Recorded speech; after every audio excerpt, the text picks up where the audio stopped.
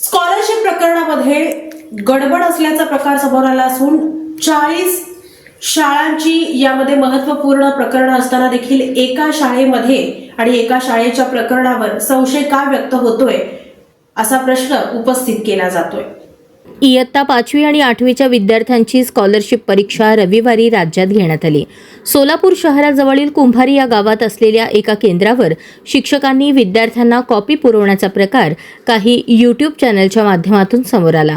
दक्षिण सोलापूर तालुक्यातील कुंभारी येथील श्री गेनसिद्ध हायस्कूल येथे स्कॉलरशिप परीक्षेचे सेंटर आले होते। त्या प्रशालेत परिसरातील 40 शाळेच्या विद्यार्थ्यांचा नंबर आला होता। परीक्षा संपल्यावर काही विद्यार्थ्यांच्या प्रतिक्रिया समोर आल्या। पालकांनी त्या विद्यार्थ्यांच्या प्रतिक्रिया घेतल्या।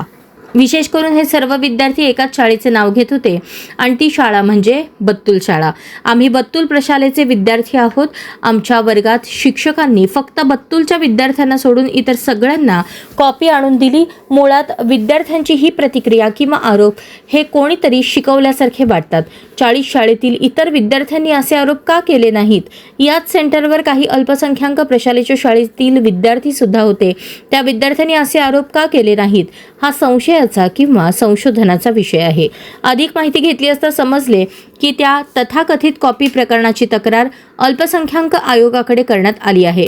मग जी त्या यूट्यूबवर बातमी लागली किंवा विद्यार्थ्यांच्या प्रतिक्रियेचे व्हिडिओ व्हायरल झाले त्यामध्ये अल्पसंख्याक शाळेतील एकाही विद्यार्थ्याची प्रतिक्रिया नाही, मग अल्पसंख्याक आयोगाकडेच का तक्रार दाखल झाली? हा सुद्धा प्रश्न त्या निमित्ताने उपस्थित होत आहे। या सेंटरवर परीक्षेच्या भरारी पथकाची जी व्हिजिट सुद्धा झाल्याचे समजते। तब्बल अर्धा तास स्क्वॉड त्या ठिकाणी होते, त्यांना का हा प्रकार जाणवला नाही हेही तितकेच महत्त्वाचे। दरम्यान यूट्यूबवर बातमी प्रसारित झाल्यानंतर केंद्र संचालक सूर्यकांत वनमाने यांनी या प्रकरणात आपला खुलासा शिक्षणाधिकारी जिल्हा परिषद यांच्याकडे दिला आहे। सदर परीक्षा केंद्रावर दुपारच्या सत्रातील दुसरा पेपर दरम्यान एक माता पालक व एक शिक्षक पालक बत्तूल प्रशाला सोलापूर यांना कॉपी होत आहे असे आरोप केले असता मी स्वतः प्रत्येक वर्गावर दर 20 मिनिटांनी भेट देऊन तपासणी केली असता अनुचित प्रकार आढळला नाही।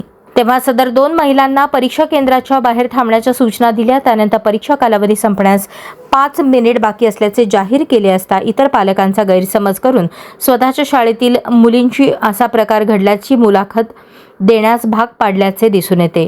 संबंधित मातांना बाहेर जाण्याच्या सूचना दिल्याचा राग मनात धरून अकारण आरोप केले जात आहेत।